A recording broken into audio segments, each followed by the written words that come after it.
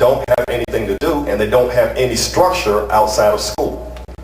It would be nice if they had structure, not just at home, at school, but when they leave school, they have somewhere to go, where they have to be somewhere on time, and they do something constructive that they will be able to use later in life.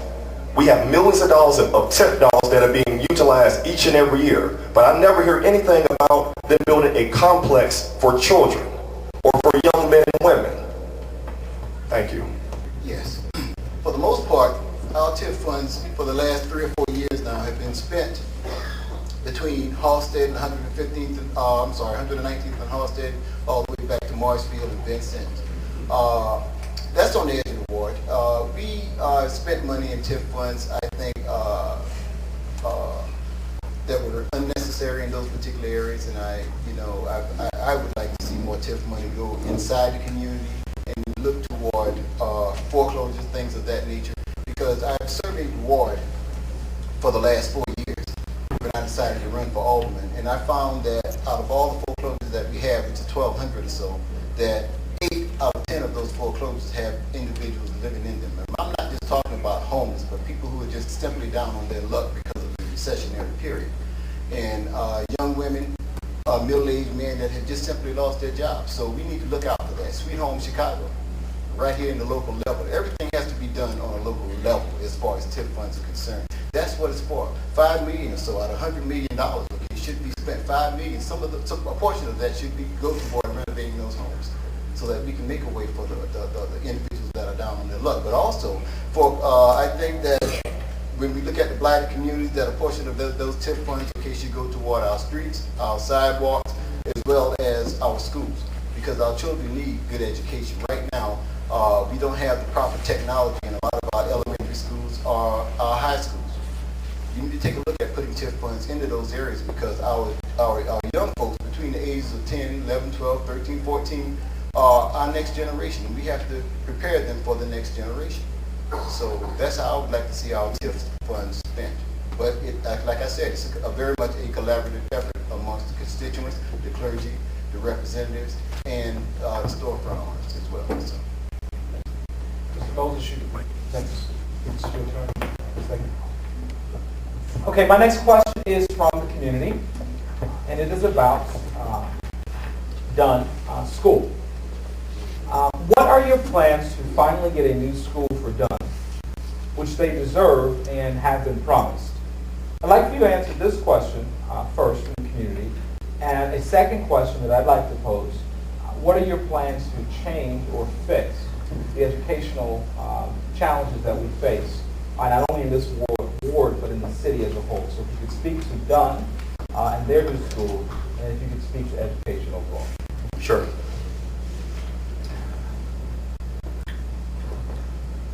The Dunn School it's old. Yes, it's old, it's dilapidated, it leaks, and it should not be fixed. It should be torn down and replaced with a brand new school. And I'll make a pledge today that the Dunn School should be rebuilt, state of the art, wired for wireless internet. We definitely need a new school. And how old is that school building? Right, about 100 years old, at least. And we should have had a new school building over here probably about 25 years ago. That's right. What I would do about changing education, I believe that every school child should have a computer. I don't care how old they are. I don't care how young they are. Every child in the Chicago public schools should have a computer. If you look out in the suburbs, most of the suburban children have computers. The CD-ROMs run on what? If we're going to make it to the next level and propel ourselves in the 21st century, we're going to have the technology to keep up with the kids and the young adults overseas. as well as the suburban kids. The job market is shrinking, and also our educational opportunities. So I will make a pledge that I would look for funding so every child that wants a computer would have a computer. Thank you. As chairman of Dunn New School, I know that we need your support to get a new school. And we've asked for that on several occasions. And some of you have reached out, and we will continue to ask for that. And we hope to get a pledge here today of everyone within this room. And hopefully we have some parents here to come forth and support us in getting a new school. Now, Dunn School has been around for a total of 32 years. The preschool has been around for about 20, I think, but there are a lot of multiple issues, okay, that's facing Dunn schools right now. It's basically a shell. Although Ms. Birdwright has done a good job in terms of education within the last 4 years, the school is still falling down around her. And they equipped the school with some of the top technology. Mr. Castor is doing a wonderful job in terms of technology and teaching the children there. We're still failing a little bit in reading, but at the same time, we need a new school because the walls are pulling apart. The walls are pulling apart. We also have the roof is leaking. We spend about $4,000, okay, in capital improvement each year on that school. That's money that can be put toward a new school. So we're trying diligently to get a new school. We're putting together a committee. We want to wait until after the election. I think Mr. Kelly, who's the chairman, wanted to go down on the 2nd of February and ask for a new school, but we'd much rather wait. But now that we have a new CPS chairman, we would definitely want to ask him, okay, about this new school. And we need your support in that, and we ask that you do come out, but I'm all for getting done a new school, and we're definitely working on that. I think Dr. Horn is on that committee, as well as my finance manager, which is Reverend Dangerfield, but we need your support. We are asking again today that you come out and give us your support, and let's work on this sincerely, because we need to expand. We have more children in our community that are not getting a proper education. Dunn can only hold so many children.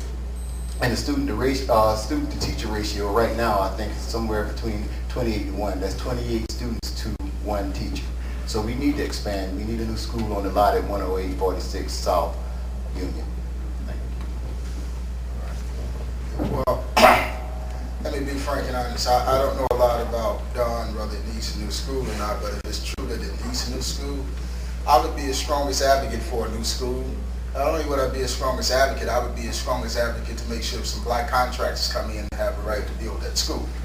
And when the Board of Education say we don't have the funds to build Dunn a new school if indeed it needs it, I would question why do we don't have the money for a new school, why are we investing money in, number one, buying that property at Brooks High School and putting money into the renovation of Brooks when we didn't need that. We had Corliss, Julian, Carver, and Harlan, and all these schools right in the same area, as well as Finger.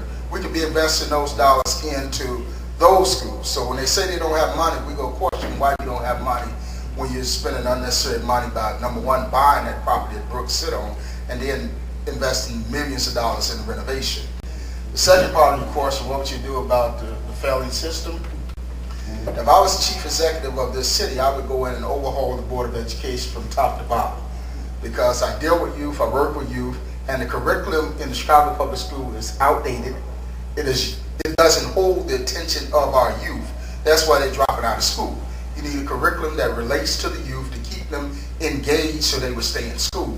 And nobody addressed the facts. But I keep telling you, when they get to COCH, you're going to have somebody that's going to stand up there and cry loud and spare not. Earlier, someone mentioned the mortgage crisis. As we know, as the old adage goes, that when America gets sick, our communities get the flu. And we have been hit and decimated by this mortgage crisis. The 34th ward, probably as bad as any ward or community within the country. As alderman, what would you do to assure that this trend changes and that people are able to stay in their homes? Well, I think, again, collaboration, but full disclosure as far as the ward is concerned, to make sure that all the constituents have all information available coming from the Cook County assessor as far as property tax, because that's also a blighted issue within our community. People having outrageous taxes as far as business taxes, as well as residential taxes, and that's something that we have to seriously take a look at. Those affect the bottom line when it comes to paying our mortgage. We would like to make people more informed in reference to what they should and should not do, okay, enlighten them as to managing themselves as well as, because mortgage is mortgage, okay, we have to pay the rent, we all have to live, but we need to manage ourselves a little more, and that's something that we need to school our constituents, our community on in terms of mortgage. But we can also, I would like to see that where our community can also face up to some of the banks, okay, within our community, or some of the banks like, to ensure that they're not hitting us with outrageous mortgage rates and interest rates. The principal is the same, but when you look at the interest, for the most part, it's higher than the principal itself.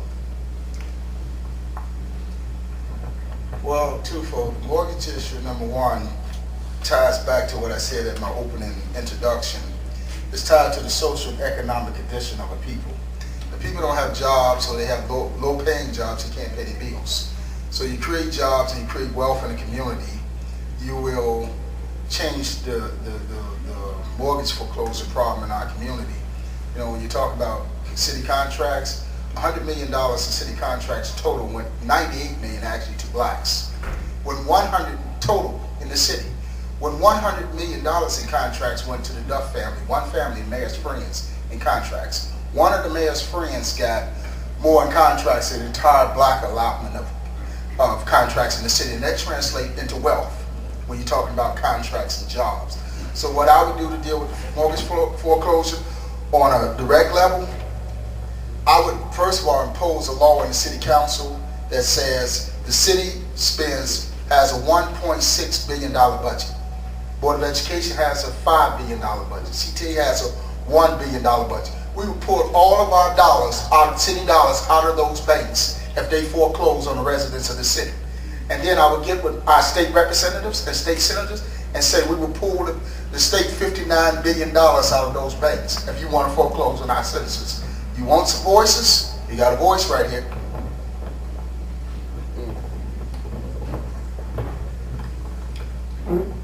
The mortgage crisis and subprime lending crisis has hit the 34th Ward very, very hard. We have more abandoned buildings in our area than most areas of Chicago. What I would do, I would offer mortgage help at the ward office, mortgage counseling. We also need education. A lot of our people do not understand quite what a mortgage consists of, how to calculate the interest rate, things like that. That's one of the reasons why we tend to pay entirely too much for some of our homes and entirely too much in interest.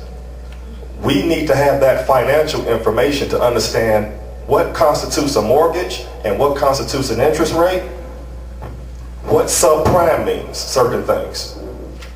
I have seen people just buy a house and they just put papers in front of them, they sign, and they sign, they read, they sign, they don't know what the hell they're signing. And they'll sign it because they want a house.